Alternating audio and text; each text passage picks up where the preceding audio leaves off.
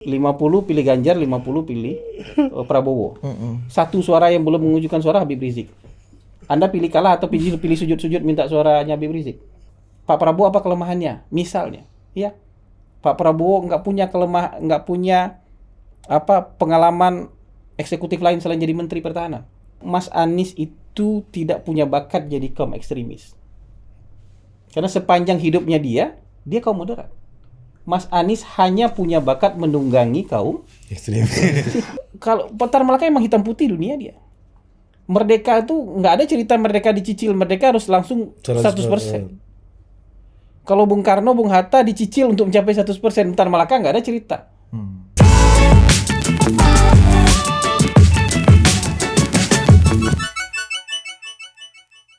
Nah, salah satunya kemarin gua ngonten sama Ferry itu ya, yang kita bahas tuh soal ini Tan Malaka. Iya. Nah, Bang Hasan ini top of mind gitu lah, bahas Tan Malaka. Kalau Ari Pose, habis itu ada Bang Hasan kayaknya di bawah Ari Pose nih kan. Nah, kalau ada Indonesianis, ada Indonesia bener ya.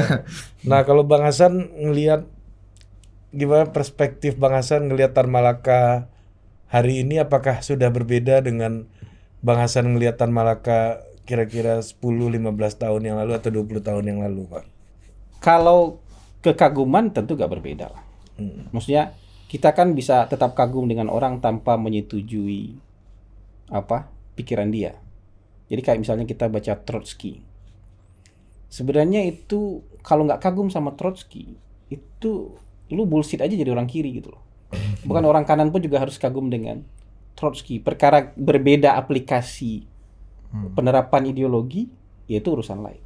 Kayak misalnya Mao tentu juga berbeda dengan Stalin, dengan Lenin. Tapi nggak bisa juga nggak kagum dengan Mao. Dengan cara dia memodifikasi teori Marxisme menjadi revolusi petani. Karena buruh nggak ada di tempat dia. Jadi yang dia bikin revolusioner petani, yang secara teori dalam Marxisme petani itu nggak revolusioner. Status quo. Petani itu nggak revolusioner gitu. Kayak Tan Malaka juga. Tan Malaka kalau teori Marxisme, kelompok agama itu nggak revolusioner. Tapi Tan Malaka bilang kelompok agama itu bisa jadi revolusioner karena faktor revolusi terbesar di Indonesia itu kelompok Islam. Jadi kan banyak variasinya yang kiri-kiri.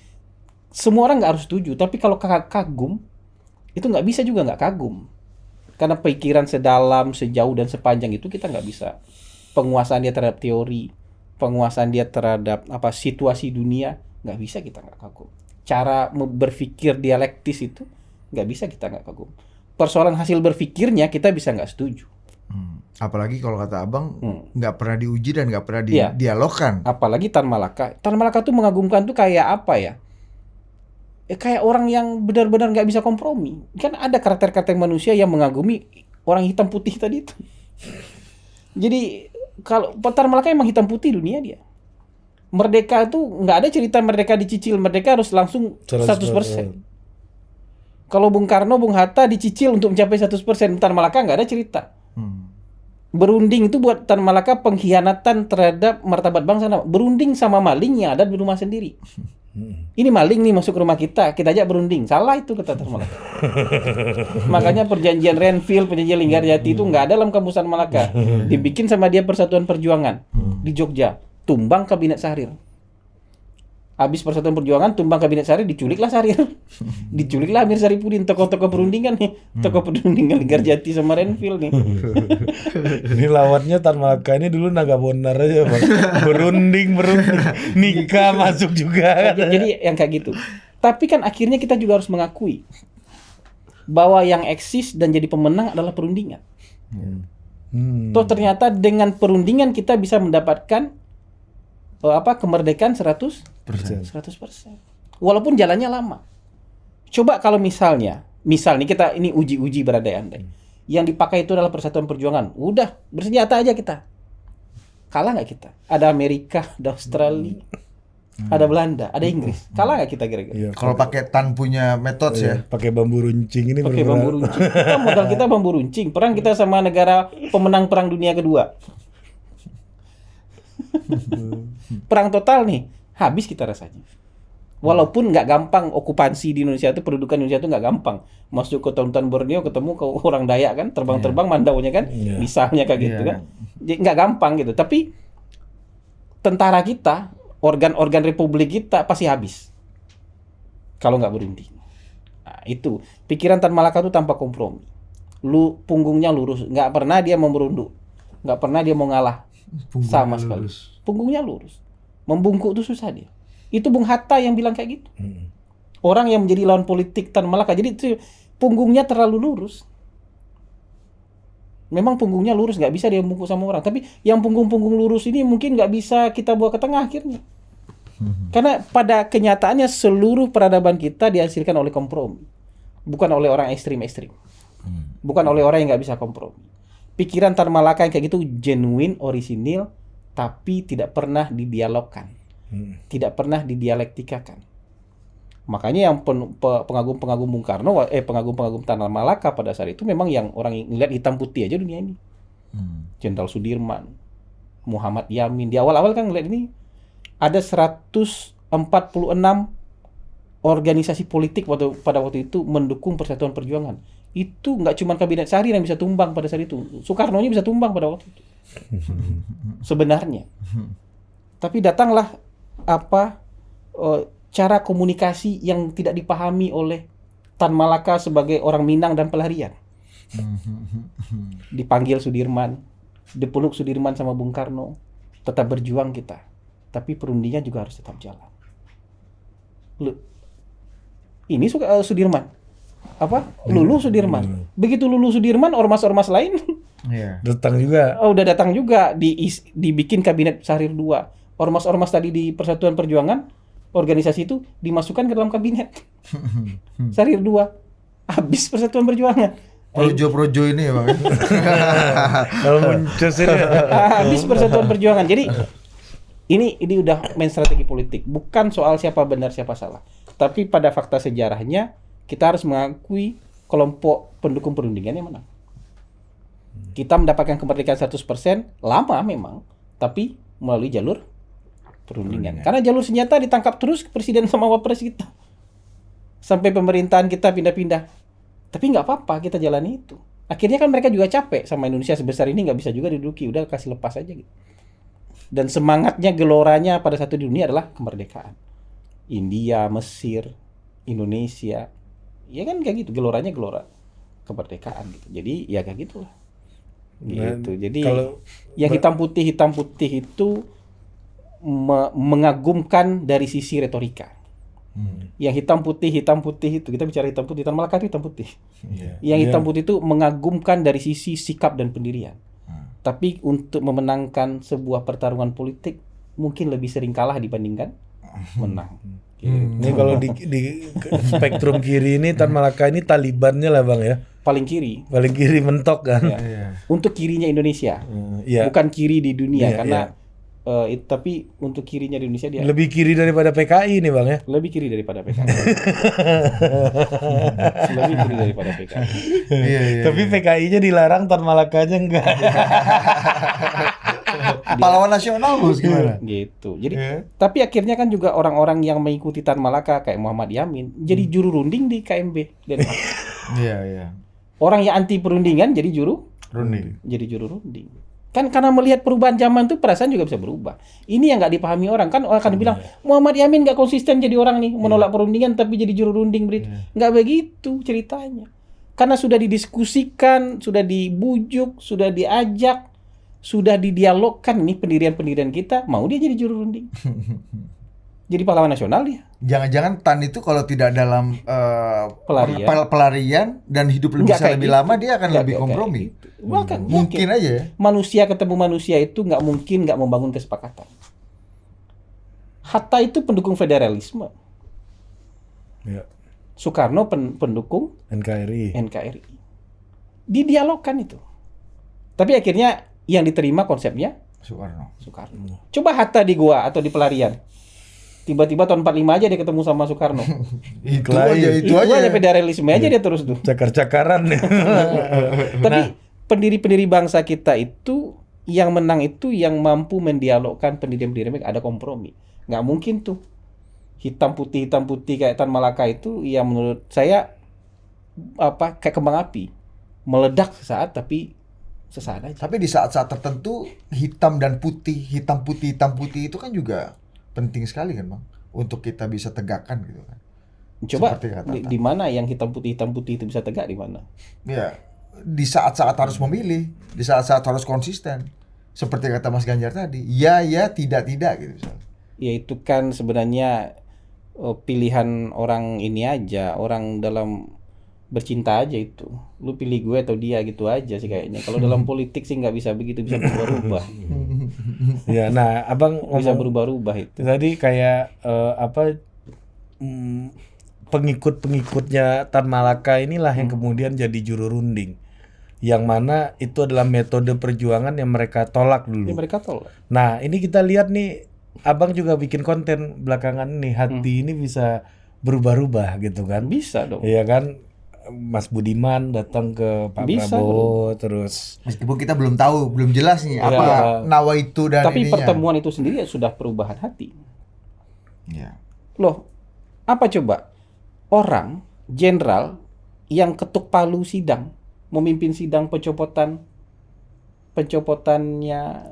Pak Prabowo itu kan Subagio HS. Kurang militan apa dia dukung Pak Prabowo hari ini? Iya. Panglima tertingginya, bukan panglima tertinggi, jenderal paling tinggi pada waktu itu namanya Pak Wiranto. Yang sangat tidak suka dengan Prabowo dan merasa terancam dengan Prabowo. Jadi Prabowo ini harus disingkirkan dari militer. Hari ini sudah dekat sekali dengan Pak Prabowo.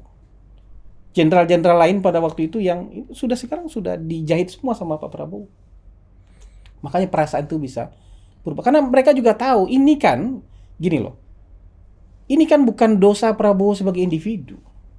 Yang penculikan ini. Iya, kalau yang dituduhkan itu kan semua aparatur negara melakukan itu pada saat itu. Karena itu bukan logika individu. Itu logika negara pada saat itu. Nah, sebagai aparatur negara yang baik, mereka berusaha menyelamatkan negara dalam kerangka logika negara pada saat itu. Logika negara pada sistem otoritarian, ya, ketika ada ancaman terhadap pemerintahan, ya mereka amankan orang itu. Amankan ini derajatnya macam-macam. Ada yang diamankan, ya ditaruh di markas, ada yang disukabumikan. Ya, dikebumikan gitu. Disukabumikan. Disekolahin istilahnya dulu. Nah, kalau nggak disekolahkan. Bisa macam-macam. Riza Ramli tuh dapat tuh sekolah tuh ke Boston. Iya, macam-macam. Kan tergantung level orang yang, tapi itu logika mengamankan itu logika aparatur negara pada zaman itu. Bukan logika individu, bukan karakter individu. Itu aparatur negara begitu semua. Ayah saya ini ceramah Jumat, habis ceramah itu bolak-balik dipanggil sama Kodim. Bapak ceramah sekali lagi, kata Komandan Kodim pada waktu itu, Bapak nggak cuma dipanggil katanya, Bapak nginap di sini katanya.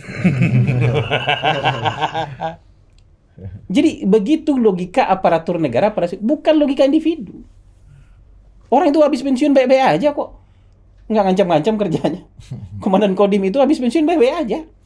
Ikut ceramah-ceramah juga, ikut apa segala macam. Enggak, bukan orang yang bermusuhan secara ini, tapi logika dia sebagai aparatur negara. Kalaupun Pak Prabowo punya kesalahan pada masa Orde Baru, itu karena dia sebagai aparatur negara. Logika aparatur negaranya begitu, bukan urusan pribadi, bukan karakter pribadi. Kan bukan bikinan-bikinan dia, karena seluruh aparatur negara melakukan hal ya itu pada waktu itu. Cuman yang berbeda pada waktu itu ya, menunjukkan kepribadian yang berbeda, semua orang yang diambil, diamankan, dipulangkan dengan selamat. Dipulangkan dengan selamat dan sebagian besar jadi pendukung dia. Sebagian lah jadi pendukung dia. Dan kalau hari ini nih dia jadi capres, bisa jadi pendukung dia semua. Nezar Patria kan bisa jadi pendukung dia juga, Faisal Reza jadi pendukung dia juga kalau PKB dukung Pak Prabowo jadi presiden. Jadi kalau Bang Nezar, kalau Pak Erick jadi wapres. Iya. Kalau Prabowo Nezar jadi timnya Prabowo. Gimana? Nah, itu yang saya bilang zaman musim berubah perasaan, musim berganti perasaan bisa berubah. Ini kan dan biasa aja gitu Bang ya. Orang-orang yang bilang konsisten ini kayak pernah hidup di kutub aja. Padahal dia hidup di negara tropis yang mengalami siang dan malam, ada musim pancaroba, ya, ada musim kemarau, ada musim penghujan. Musim berganti, tanaman juga berganti-ganti. Ada musim palawija, ada musim padi. Dia taunya malamnya terus. Ya. Siang-siang aja terus gitu. Makanya ketika reformasi, logika pertarungannya the only game in town-nya adalah demokrasi gitu ya. Semuanya comply. Semuanya main politik juga, bikin partai juga kan, Iya. jenderal-jenderal ini. Dengan cara demokrasi. Dengan cara demokrasi. Makanya saya bilang, kalau kamu melihat karakter, kalau itu karakter aparatur negara, maka ketika sistemnya berganti, orang-orang individu-individu ini bertarung dengan sistem yang sudah berganti itu. Jenderal-jenderal bikin PKPB, PKPI. bikin PKPI. Iya. Itu kan jenderal-jenderal yang bikin itu. Jadi ada Demokrat. Trisno, ada Pak Edi Sudrajat, Partai R. Demokrat. Hartono, comply dengan demokrasi. Ya. Dia masih mau ngejar kekuasaan, iya kan hak orang Itu mengejar kurang kekuasaan. penjaga, kurang state aparatus apa? Iya, Kurang aparatur. penjaga orde baru apa? Iya. Pak Tri, Pak Edi Sudrajat, Iya. Pak Hartono. Tapi mereka kemudian comply dengan demokrasi, kompatibel dengan demokrasi. Ya makanya saya bilang, kalaupun ada, ini kan nggak mungkin nggak ada jenderal di masa orde baru nggak melakukan dosa.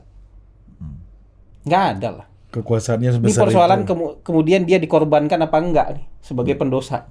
Masa iya Prabowo jadi pendosa tunggal? Semua dibebankan ke dia. Ini kan kerja aparatur rame-rame pada saat itu. Tapi kan kata orang-orang yang nyalon cuma Pak Prabowo, yang lain nggak ikut nyalon. Dan dia mantunya Pak Harto. Nah, ya kan gitu-gitu gitu. Makanya kalau bongkar-bongkaran dosa, makanya di podcast terakhir saya bilang, ya udah kita bongkaran dosa sekalian. Nih. Nggak ada orang yang nggak berdosa, tapi lihat juga kontribusi dan kecintaan dia terhadap negara. Nah, abang kan juga bahas Bung Karno juga kan. Ya itu kan gara-gara kelompok-kelompok padi hampa ini, gaspol tanpa rem ini, nggak saya tahu. Ini reaksi abang aja ya Iya, menjawab karena, ini, Bang. karena gini, Padi apa? dosa tuh kalau dibikin teori konspirasi bisa berjuta dosa orang. Tapi yang objektif aja, bahwa fakta yang ada ini. Tapi dikaitkan, wah, nanti kalau dia jadi presiden culik lagi kita katanya. Ini selama jadi Menhan Anda diculik nggak? Kalau betul-betul kesalahan itu nyata, dihukum nggak dia selama dia di luar pemerintahan? Kan tinggal ciduk aja. Kan dia baru dalam kekuasaan tahun 2019 kan? Berarti antara tahun 98 sampai tahun 2019 dia di luar kekuasaan. Gampang diambil nggak? Iya. Tapi kenapa dia nggak diambil? Gampang dihukum nggak? Gampang lah. Mau melawan pakai apa? Tapi kan nggak dihukum. Itu artinya yang lain juga sadar bahwa ini orang dikorbankan aja pada saat itu. Kan butuh aktor untuk dikorbankan juga. Supaya memperlihatkan bahwa ini ada reformasi juga di tentara gitu. Nah aktor paling gampang siapa? Menantu Soeharto lah. Kan gitu. Jadi konteks ini orang-orang nggak mau paham. Kan nggak, waktu berpasangan dengan Ibu Mega juga nggak mikir itu lagi. Ibu Mega kan korban orde baru. Pasangan sama menantu Soeharto itu logikanya di mana? Yang kayak gitu-gitu. Jadi kalau hanya bicara dosa, ya banyak orang-orang berdosa di Republik ini, tapi kita jadikan pahlawan. Kita jadikan bapak bangsa. Dosanya dosa kemanusiaan kok. Ketika saya bicara Bung Karno, ya dalam soal Romusa dan Jugun Ianfu, itu kan fakta sejarah. Fakta sejarah pahit kejahatan kemanusiaan loh Romusa sama Jugun Ianfu itu. Bung Karno ada di dalamnya sebagai aktor utama. Kalau hari ini Bung Karno nggak mungkin lepas dari jeratan tindak pidana perdagangan Orang. Tapi kalau itu saja yang kita ungkit-ungkit, benci kita sama Bung Karno. Padahal kita butuh Bung Karno juga untuk kemerdekaan. Dia elit paling topnya untuk tokoh Republik, dia. Walaupun pada saat yang bersamaan dalam periode 42-45 itu, dia yang mengorbankan nyawa bangsa kita untuk jadi apa? Jugun Ianfu dan Romusa. Romusa itu nggak cuma di Indonesia loh, dikirim ke Singapura, dikirim ke Thailand, dikirim ke Burma, mati semua. Bahkan kalau yang dikirim ke Singapura tuh dibayangkan, digambarkan dalam tulisannya Profesor Aiko Kurosawa dan dalam bukunya Cindy Adams, dikirim dalam kotak-kotak yang dipres kayak kayak kotak konsentrasinya Yahudi itu, dalam kotak-kotak yang padat tanpa saluran udara yang memadai, yang panas, dikirim tuh kayak kontainer-kontainer ke Singapura, 1.500 orang. Buat kerja dan buat mati di sana. Bung Karno mengakui itu dalam buku Cindy Adams itu, biografinya Bung Karno itu. Buku biografinya Bung Karno yang mungkin nggak dibaca sama orang-orang yang hari ini tiap sebentar bicara atas nama Bung Karno.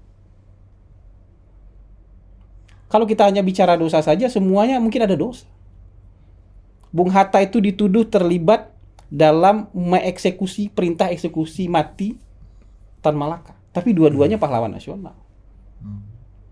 Karena kalau kita berkutat di masa lalu saja soal dosa, ini nggak ada yang layak jadi nggak ada yang layak jadi pemimpin dan nggak ada yang layak jadi pahlawan nasional. Tapi kan kita juga ngeliat kontribusinya. Kita butuh nggak orang ini?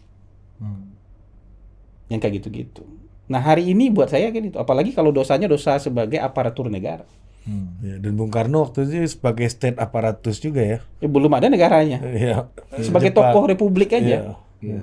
Tokoh republik aja. State aparatus Jepang kan. Iya. State aparatus Jepang pada waktu itu. Makanya ketika misalnya Bung Karno sadar betul ketika dia Tan Malaka menemui dia itu, Anda ini rentan dijadikan penjahat perang ini sama sekutu. Penjahat perang itu kan bukan karena dia kerja sama Jepang, tapi Anda rentan jadi penjahat perang karena itu. Anda terlibat dalam Romusa, Anda terlibat dalam Jugunian. Tapi kalau kita misalnya waktu itu tidak jadi merdeka, mungkin Bung Karno yang dibayang-bayangi dengan Dosa itu. dosa penjahat Dengan dosa perang itu mungkin ya Bang. Bahkan kita merdeka aja Bung Karno itu mengakui itu tuh dengan menangis kan. Kesedihan paling dalam dia yang diakui di depan Cindy Adams itu soal dia mengerahkan Romusa dan Jugun. Ya, itu kesedihan dia paling dalam. Maksudnya dosa yang terngiang-ngiang mungkin sampai beliau meninggal. Karena gini loh, Bung Karno ini kita nggak bisa meragukan kecintaan dia terhadap Indonesia. Nggak usah ragu lah. Anda goblok kalau Anda meragukan kecintaan dia terhadap Indonesia. Tapi pilihan-pilihan berjuang itu kan kadang-kadang menyakitkan. Termasuk itu mengarahkan Romusa dan Jugun. Itu pilihan berjuang ala Bung Karno yang ditolak oleh kaum muda pada waktu itu. Makanya ada kaum muda sama kaum tua itu benar-benar berseberangan jauh. Lahir batin ya. Lahir batin berseberangan. Tapi kaum muda ini ketika mau merdeka cari tokoh, nggak ada tokohnya. Siapa ini? Siapa pula nih kan? Siapa yang menjadi tokoh nih? Nggak ada. Balik lagi ke Bung Karno. Kalau ada tokoh lain nggak mungkin Bung Karno. Syahrir pun nggak bisa menggantikan. Nggak bisa Bung Syahrir menggantikan. Syahrir ya kelompok diskusi 10 orang itu. PSI ini. Syahrir dikirimnya ke New York kan. Diplomasi. Ini kaum intelek-intelek ini di masa nggak kuat nih. Iya. Intelektual kan. Tapi kalau logikanya yang sekarang dipakai gini Bang. Iya. Oke, kalau kita nggak bisa bicara prestasi bentar. Oh ya. Bahkan kayak Pak Sumitro pun juga dulu ada dosanya juga kan.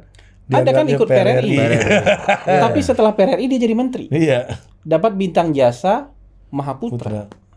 Loh, jadi yang kita lihat nih, kalau kita melihat Bung Karno secara utuh, lengkap, kita juga harus lihat orang lain secara utuh dan lengkap. Termasuk ngelihat Prabowo juga secara utuh dan lengkap. Yang berkembang narasinya ini Bang, bahwa Bung Karno bapaknya Ganjar ngalahin bapaknya Prabowo.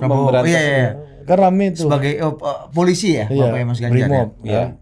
Itu dua hal yang ini. Itu udah tua orang itu. Yang bikin konten kayak itu orang yang tua tapi ya belajar sejarahnya kacau gitu. Pertama, ada konten gitu. ada kontennya. Itu rekomendasi video setelah kita nonton mikrofon atau Gini, mungkin saja waktu itu bapaknya Ganjar Brimob. Dan Brimob memang dulu pelopor ini dikirim ke beberapa pemberontakan untuk membantu tentara. Mungkin saja. Memberantas PRRI mungkin, Permesta mungkin saja. Maksudnya kan kita nggak tahu jejaknya betulan ada di sana apa enggak. Tapi kalau bicara mungkin saja. Tapi konsep bahwa Sumitro itu diberantas oleh Brimob, Sumitronya di Malaysia. Jadi menteri ketika PRRI itu ada di Malaysia. Dan seluruh tokoh PRRI mendapatkan amnesti dari Bung Karno. Orang kalau sudah dapat amnesti udah nggak usah diungkit-ungkit lagi. Budiman Sujatmiko itu kan dapat amnesti, udah kan diungkit-ungkit lagi. Kalau nggak masih kena undang-undang subversi kan dari Pak Habibie kan. Sanana Gusmawo tuh dapat amnesti. Kalau sudah dapat amnesti ya sudah. Dan Pak Habibie waktu itu Mas Budiman kan Bang. Iya. Yang mana itu adalah menteri terlamanya Pak Harto. Itu keputusan negara kamu hargai. Apalagi negaranya di bawah presiden yang Anda junjung tinggi. Kan dia pun junjung tinggi Bung Karno nih. Bung Karno kasih amnesti, berarti sudah. Dan abis itu orang tuh jadi menteri, zaman Orde Baru dapat bintang jasa. Ya sudah. Oh, itu apa yang mau diungkit-ungkit? Video itu untuk menunjukkan bahwa tidak hanya Pak Prabowo yang berdosa, tapi bapaknya pun juga punya dosa yang sama gitu Itu maksudnya. ngapain coba? Itu logika sejarah apa? Kita mau cari kakeknya lagi dosa apa? Mau cari buyutnya lagi dosa apa? Nenek moyangnya dosa apa? Mau cari, oh nenek moyangnya pernah bantu Belanda. Bisa juga nanti itu ketemu yang gitu-gitu. Maksudnya ini itu mau apa gitu. Jadi republik kita tuh mau bicara apa ke depan? Ini mungkin nanti dulu di zaman pertengahan gitu. Nenek moyang saya ternyata perang sama nenek moyang dia gitu. Ini apa dendamnya diwariskan atau apa gitu. Jadi buat saya sudah nggak masuk akal nih kelompok-kelompok gaspol tanpa rem. Pak Dihampa ini udah nggak masuk akal. Mereka ikut jadi perusak republik. Tapi kalau bicara, ini bicara aja kan apa Ekstrem susahnya? amat sih bang perusak republik nih. Merusak republik lah kalau begitu. Kan tiap hari mikirin kebencian apa yang mau saya taruh nih. Kan Kebencian- memitigasi bencana. Mitigasi bencana itu kan juga ini. Siapa yang bisa jamin kalau Ganjar terpilih nggak ada bencana?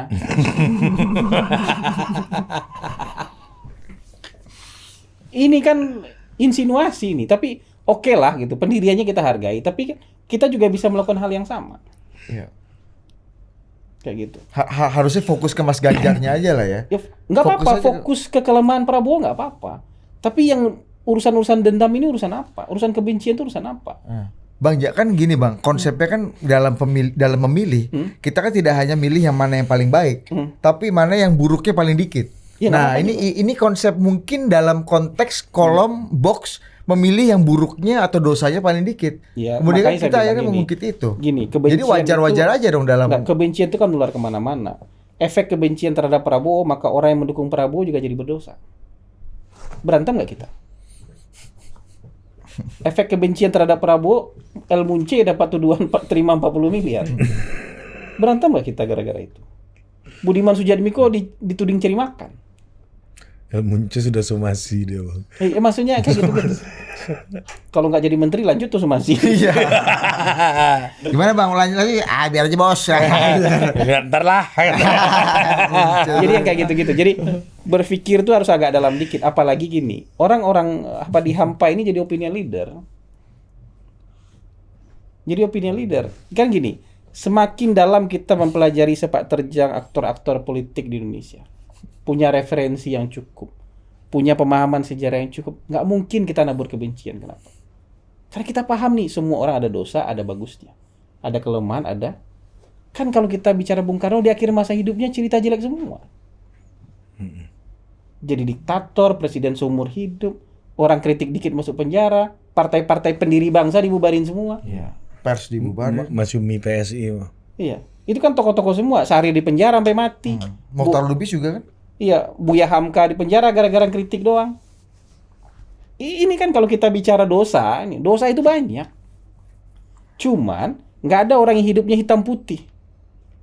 Kita bicara hitam putih lagi. Kita nggak ada orang hidup hitam putih. Dia kita timbang-timbang aja.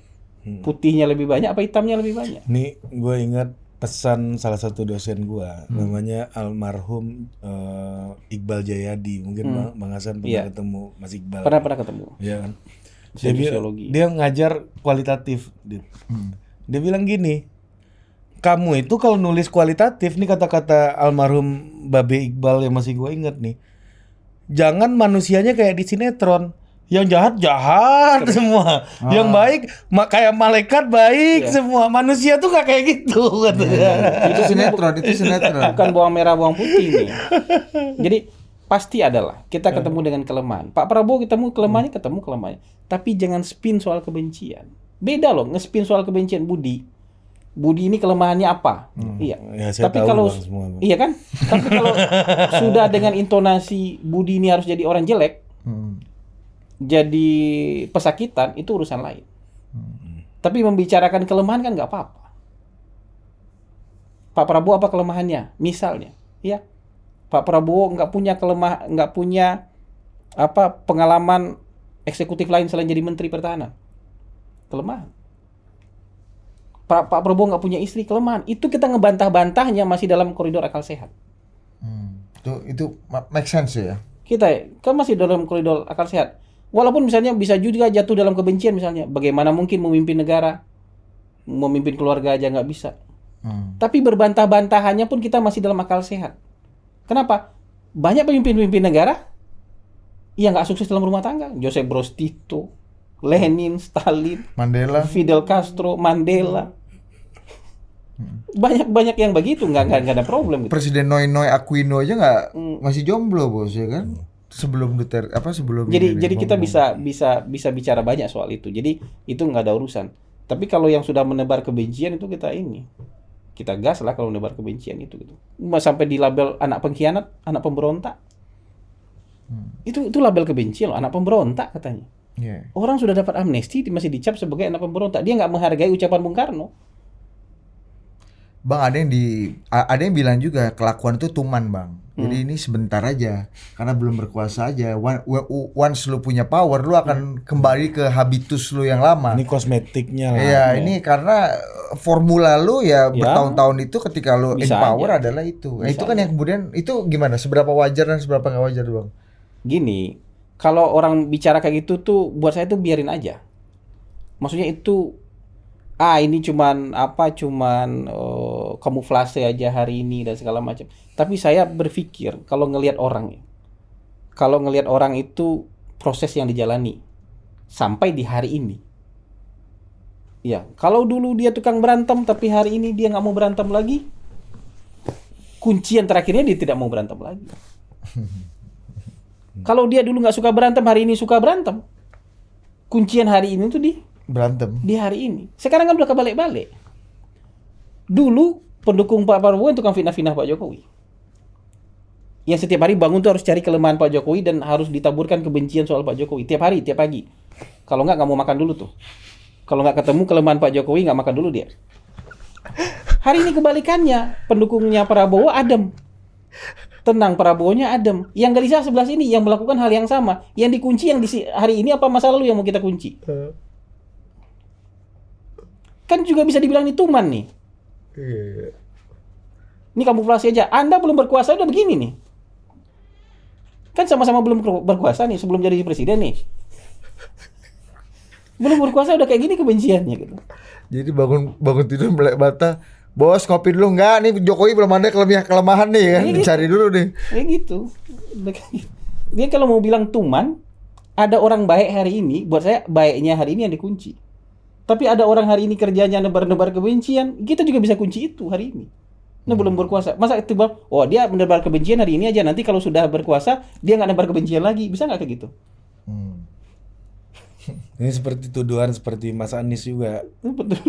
Iya kan? Iya, politik identitas. Politik identitasnya Mas Anies. Itu gimana, Bang? Kenapa? Iya kan? Setelah berkuasa dia Bangun gereja. ngasih IMB. Itu yang dikunci hari ini. Iya kan? Itu yang dikunci. Makanya saya nggak pernah bilang itu. Makanya saya bilang waktu itu di acara Total Politik juga kalau nggak salah. Mas Anies dideklarasikan oleh Nasdem itu bagus. Nyuci baju kan? Dan itu bagus gitu. Apa Bang Ges ini acara program prioritas Bang Ges ini Christmas Carol. Tapi itu dicatat aja, buat saya itu dicatat aja. Iya. Itu Mas Anies peluk-pelukan sama Bu Susi dicatat aja kan sebagai sebuah satu. Loh itu dia peluk-pelukan sama Bu Susi. Ya itulah dia. Itu dia. Iya. Situasi terakhir. Kan saya aja. bilang Mas Anies itu tidak punya bakat jadi kaum ekstremis. Karena sepanjang hidupnya dia kaum moderat. Mas Anies hanya punya bakat menunggangi kaum Ekstremis. Dan kebetulan berhasil. Kebetulan berhasil. Nah, persoalannya sekarang Mas Anies akan tobat apa enggak kan gitu aja. Tapi kalau kata Abang, biasanya tobat itu yang kalah. Gitu, yang kalah yang tobat. Kalau menang, Ya lanjut. ya kan bisa aja. menang. Ya begitu. Ya, Jadi biasanya. kita begitu. Tapi di ujungnya nih, di ujungnya nggak mungkin tidak merangkul kaum yang kita anggap paling ekstremis sekalipun. Kenapa? Mereka punya hak pilih. Kecuali kita ada aturan begitu jadi ekstremis nggak punya hak pilih. Di ujungnya nih salah satu capres nih akan kompromi dengan kelompok 20, misalnya 20% ekstremis akan kompromi dengan mereka sebagai pilihan. Mau nggak mau ya Bang. Apa kata Bang Hasan pernah ngomong kalau yang benci-benci yang sangat benci sama Habib Rizik itu. Kalau misalnya nih 50 pilih Ganjar, 50 pilih 50 Prabowo, ada satu Habib Rizik yang belum menentukan suara. Lo mau minta dukungan Habib Rizik apa enggak? Iya juga ya. Ya, jadi termasuk kayak misalnya ya. Ini kan pertanyaan retoris yang pernah saya tujukan kepada pemilih Ganjar. Ini gini, kondisi pemilihan 50-50. 50 pilih Ganjar, 50 pilih Prabowo. Satu suara yang belum menunjukkan suara Habib Rizik. Anda pilih kalah atau pilih sujud-sujud minta suaranya Habib Rizik? Itu pertanyaan nggak bisa dijawab itu. Secara moral dia nggak bisa jawab. Di otak mungkin ada jawabannya. Secara moral dia. Di otak mungkin ada. Moral kan. Secara moral dia nggak bisa jawab. Ganjar ke Petamburan juga tuh kalau kayak gitu situasi. Kalau Mega mendung udah sekarang kan. Begitu nanti itu. Jadi nggak usah lah hitam putih hidup ini gitu. Iya. Pada di ujungnya setiap suara itu dihitung. Selama dia punya hak pilih, setiap suara itu dihitung. Jadi termasuk bagaimana misalnya kalau kita lihat di layar gitu ya, PDI Perjuangan kesannya tidak atau acuh tak acuh kepada PSI gitu, yang sebenarnya partai yang pertama yang mendeklarasikan Mas Ganjar. Itu kan salah. Sekecil apapun PSI suaranya dihitung. Ya, Sebenci-bencinya sama PSI kalau kondisi 50-50 ada PSI satu. Ada PSI satu. Ada Giring lagi nyanyi-nyanyi kan. Ada Giring Valdo Gres nih ya kan. Ajak nggak ya gitu. Aduh, Helmi Yahya lagi nih bagus juga nih kan. Ya, jadi itu pertanyaan retoris yang kita sudah tahu jawabannya tapi orang nggak mau jawab. Gitu. Mau pilih Jadi menang. harga diri aja sekarang ini berat juga Bang dalam kompetisi ketat. Udah nggak usah lah, harga diri itu yang bisa kita bayar aja. Harga diri ini nggak bisa kita bayar. Kalau Alphard bisa kita bayar, kalau harga diri kayak gini kita nggak bisa bayar. Jadi nggak usah sok-sok harga diri gitu. Nggak bisa kita bayar itu nanti harga diri itu gitu. Aduh, mantap ya. Jadi ini penutup nih Bang. Ketika kita politik itu kalau dari ulasan Abang dari 1 jam yang lalu itu politik itu bukan hitam putih tapi soal kompromi yang satu dengan kompromi yang lainnya. Manusia. Iya manusia itu soal berkompromi. Tan Malaka nggak bisa kompromi karena nggak ketemu manusia kata Bang Hasan kan. Karena konsensus kan. Konsensus. Nah artinya prinsip nih nggak penting-penting amat gitu. Apa? Dalam situasi jadi, kayak ada prinsip, pasti ada prinsip. Jadi gini, kita tuh masih hidup ketika air sampai di sini nih. Kalau dari sini kan nggak hidup lagi. Gitu. Itu prinsip tuh. Makanya kita harus bisa berenang. Saya tuh masih bisa nahan air sampai di sini gitu. Tapi kalau di sini kita nggak bisa, kalau kita nggak bisa berenang, nahan air kita nggak bisa lagi gitu. Jadi ada yang tidak bisa dilampaui. Tapi salah juga kalau dari awal saya nggak mau basah. Gue takut air gitu. Nah itu ekstrim tuh. Gue nggak mau nyebur. Gue nggak mau masuk ke sawah ini. Mau bersih aja nggak bisa. Pasti berlumpur juga kita. Tapi sampai sejauh mana lumpur yang bisa kita toleransi? Setinggi apa air yang bisa kita toleransi? Jadi pasti ada batas melampaui itu. Saya berpendirian menolak 3 periode loh. Menolak perpanjang loh. Saya pendukung Pak Jokowi. Kan itu yang disebut dengan bukan berarti kita hitam putih. Begitu ada ide 3 periode saya langsung benci Jokowi, nggak begitu. Berarti kalau 3 periode itu air udah di sini nih Bang. Air buat saya udah di sini. Air udah di situ. Tapi kalau yang lain-lain buat air di sini aja buat saya gitu. Mantap juga. Jadi prinsip itu ya ini air gitu. Jadi itu prinsip. Makanya kita ada sesuatu yang kita nggak bisa lampaui itu. Tapi kalau dari awal kita udah bilang prinsip di atas meja nih prinsip gua. Kalau Anda nggak mau ikut prinsip saya, kita nggak bisa ketemu. Ya kita nggak jadi ngobrol lah. Kita nggak jadi kerjasama lah. Kalaupun Anda dirugikan atau rugi atas prinsip itu ya terima aja. Terima aja. Oh kita take and give kok ketika mengurus negara. Nggak usah ngurus negara, ngurus bisnisnya take and give kok. Mau pakai prinsip segala macam. Kalau udah taruh prinsip kita hidup di hutan aja. Nggak ketemu sama orang kita. Kayak Tan Malaka. Kayak Tan Malaka jadi pelarian dia. Iya. Gitu. Prinsip dia aja yang laku. Prinsip orang nggak laku sama dia.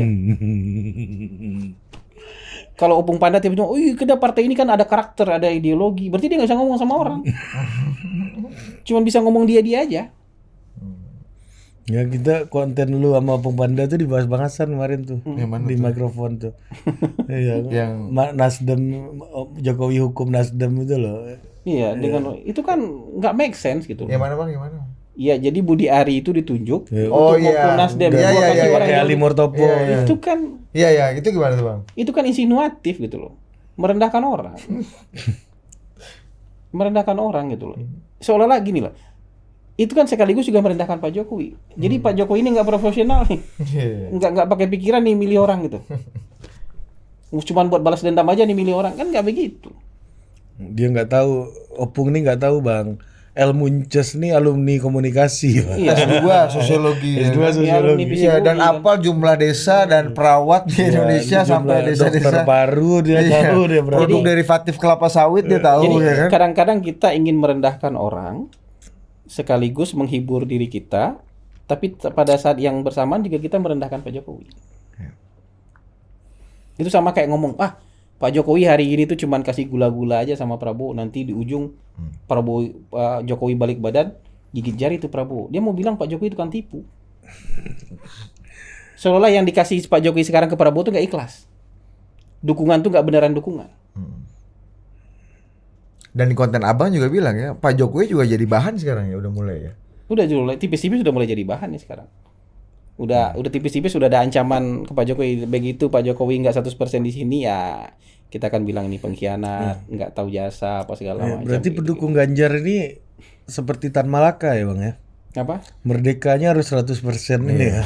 Dukungan Jokowinya harus 100%. Dia harus 100%. Jadi masuk Hebat. Pak Jokowi itu sudah itu. Jadi sudah nggak zamannya lagi kita hitam putih, karena kita hidup nggak cuman di Indonesia nih, hidup di dunia. Pasti ada kompromi, pasti ada take and give. Nah, ketika ada kompromi, ketika ada take and give, bukan berarti orangnya nggak punya prinsip. Kenapa? Kalau kita masing-masing bertahan dengan prinsip kita, nggak jalan nih mobil.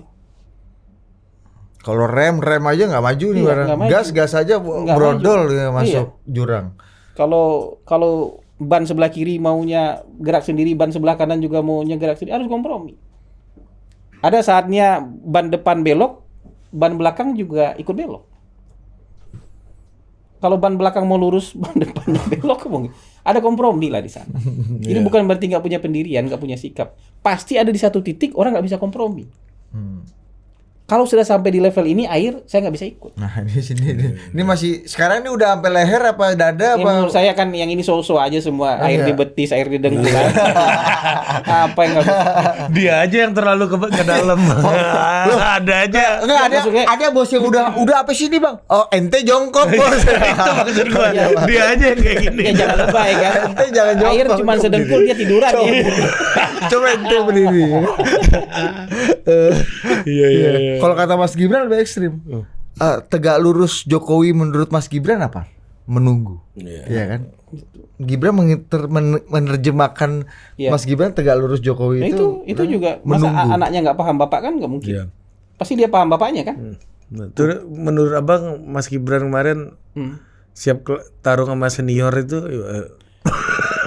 Gini, Mas Gibran menurut saya itu punya karakter kompetisi. Ada keberanian juga buat bertarung. Kayaknya adrenalin dia banyak nih. Kayak gitu. Dengan walaupun sikapnya berusaha untuk sikap yang yang humble segala macam, tapi kan ada celetukan-celetukan yang kita lihat siap bertarung. Siap dihukum. Waktu itu bilang dihukum siap gitu. Ini siap bertarung nih orang. Gitu. Persoalan diterima publik apa enggak kita nggak tahu. urusan lain. Urusan lain. Tapi kalau dari sisi mental ada mentalnya. Memfollow Mas Ibas aja butuh mental tersendiri Gitu. itu. Ada mentalnya gitu. Mental dia tuh ada. Mental dia. Soal siap nggak siap kita urusan nanti. Tapi mental ada. Gitu. Oke. Gitu ya. Oke, bahasan politik adalah kompromi. Nggak mungkin nggak kompromi. Ya, prinsip itu sampai Ya, penting lu sampai sini kan. Kalau ente udah merasa udah sampai sini, coba lihat ente jongkok kamu udah berdiri. nego lah kan, minta tolong lah. Jadi Kalaupun mati ya itu mati karena prinsip lu, Karena silakan prinsip. aja. Tapi lu mati gitu kan. Tapi kalau udah sampai di sini ya kita keluarlah dari air. ya. Artinya kita nggak bisa lagi ikut itu. Air udah segini. Kita keluar dari situ. Jadi kalau kata Tan Malaka tidak ada orang yang bernegosiasi dengan maling di rumahnya sendiri ya kalau malingnya pegang pisau, kita Iya. senjata tangan kosong ya mau nggak mau ya negosiasi. Mungkin Tan Malaka belum tahu ada yang namanya Stockholm Syndrome ini bos ya kan. Orang yang disandra dan mencintai penyandranya kan. Kalau Tan Malaka mungkin berpikir bahwa kita di rumah punya senjata mesin, maling datang dengan bambu runcing. Iya. Padahal kan kebalik, kita cuma punya bambu runcing, malingnya datang dengan senapan mesin. Makanya harus negosiasi. Kita harus negosiasi kita gitu. Kan konteksnya belum didudukkan nih. Iya. Malingnya bawa apa, kita punya apa. Dulu gua kemakan loh sama itu, Dit. Ya kiri kan. Nggak ada nih nego-nego nih kata gua kan. Lu kalau lu punya uang, lu punya kuasa. Lu lihat itu. Tai. Tai. Oke, Bang Hasan. Thank you, Bang. Makasih. Oke. Sampai Iya. jumpa lagi di mikrofon Total Politik berikutnya. Adios.